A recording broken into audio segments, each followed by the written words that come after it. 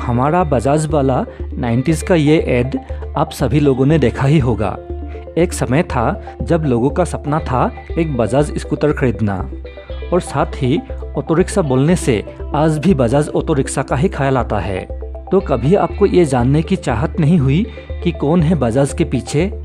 अगर हाँ, तो आज जानते हैं बजाज कंपनी का इतिहास और सफलता की कहानी।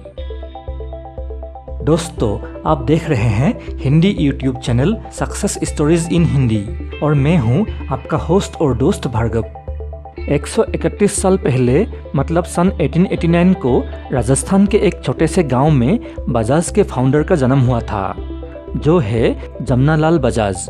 उनके माता पिता का नाम था कानीराम और बर्डीबाई, जो एक गरीब मारवाड़ी परिवार थे।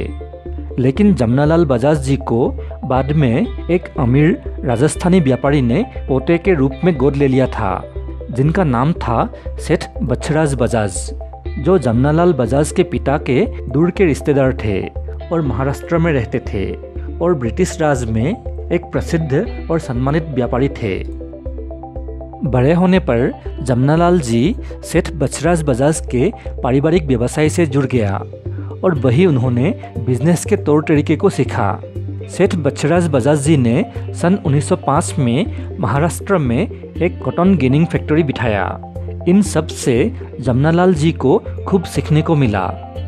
उनको विरासत में मिला हुआ अपने दादा के व्यापारिक साम्राज्य को ठीक से चलाने के लिए उन्होंने उस समय के मार्केट ट्रेंड पर कड़ी नज़र रखा और कॉटन ट्रेड से जुड़े लोगों से मिलने खूब यात्रा भी किए। उनको पता चल गया था कि कुछ ब्रिटिश कंपनियां भारत से कच्चे कॉटन को सस्ते दाम में खरीद कर ले जा रहे थे और तैयार कपड़े को अच्छे खासे दाम में वापस भारत लाकर बेच रहे थे। तब उनका उम्र था सिर्फ 17 साल। वो अब एक कामयाब और अमीर व्यापारी बन चुके थे।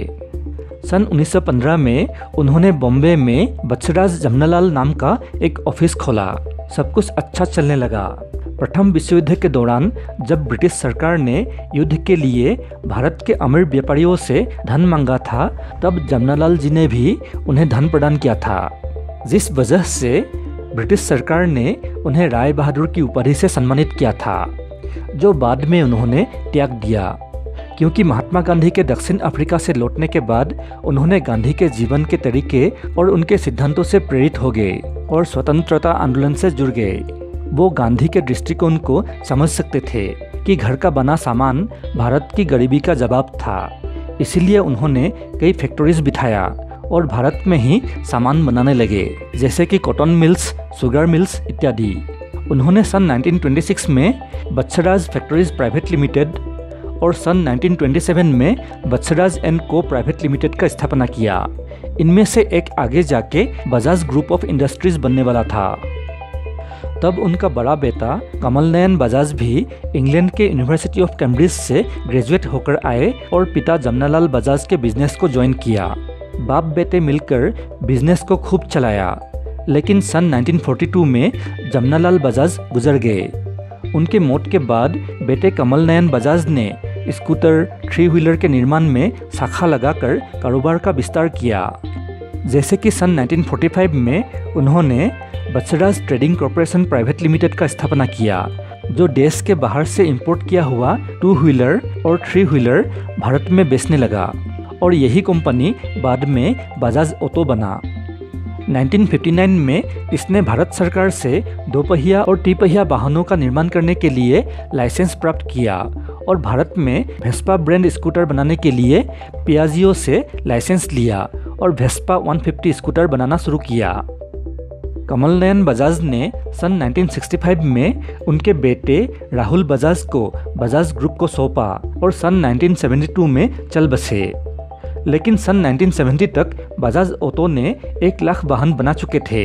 सन 1977 में बजाज ऑटो ने 1 साल में ही 1 लाख वाहन बेचने लगा, जिनमें ऑटो रिक्शा और स्कूटर्स थे, मोटरसाइकिल नहीं थे।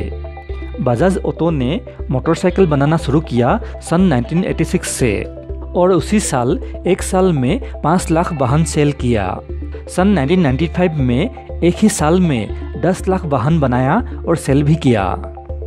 अब बजाज के 37 अलग अलग कंपनीज है, जिनमें से बजाज ऑटो दुनिया का तीसरा सबसे बड़ा मोटरसाइकिल निर्माता है और भारत में दूसरा सबसे बड़ा मोटरसाइकिल निर्माता है और दुनिया का सबसे बड़ा 3 व्हीलर निर्माता है। सन 2005 में राहुल बजाज ने चेयरमैन पद से अवकाश ग्रहण किया और उनके बेटे राजीव बजाज मैनेजिंग डायरेक्टर बने। 2 व्हीलर और 3 व्हीलर वाहन बनाने के बाद सन 2013 में बजाज ऑटो ने 4 व्हीलर भी बाजार में निकाला, जो है बजाज क्यूट, जो जल्दी ही ऑटो रिक्शोज का जगह ले लेंगे। तो ये था बजाज कंपनी, जो सेठ बछराज बजाज से शुरू हुआ। उन्होंने उनके गोद लिया हुआ पोता जमनालाल बजाज को बिजनेस सौंपा। जमनालाल बजाज के बाद उनके बेटे कमल नयन बजाज ने संभाला और कमल नयन बजाज के बाद उनके बेटे राहुल बजाज ने संभाला और अब संभाल रहे हैं राहुल बजाज के बेटे राजीव बजाज जी और उनके बाद संभालेंगे उनका बेटा ऋषभ बजाज। दोस्तों, आज का वीडियो यहीं पर समाप्त करता हूँ। अच्छा लगा तो प्लीज़ लाइक और शेयर करें। अगर आप हमारे इस चैनल पे नए हैं तो अभी सब्सक्राइब करें, क्योंकि हम इस चैनल में इस तरह के वीडियोस अपलोड करते रहते हैं, जैसे कि अभी स्क्रीन पर कुछ वीडियोस दिख रहे हैं। कृपया इनको